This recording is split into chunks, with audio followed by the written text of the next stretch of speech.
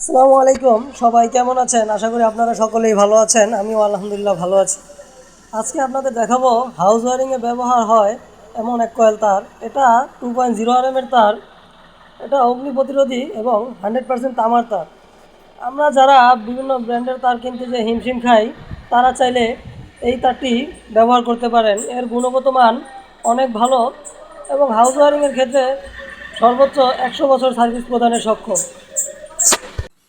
এবং অগ্নি প্রতিরোধী হওয়ায় এই তারে আগুন ধরে না। দেখুন, আমি আপনাদেরকে একটি লাইটারের মাধ্যমে জ্বালিয়ে দেখাচ্ছি।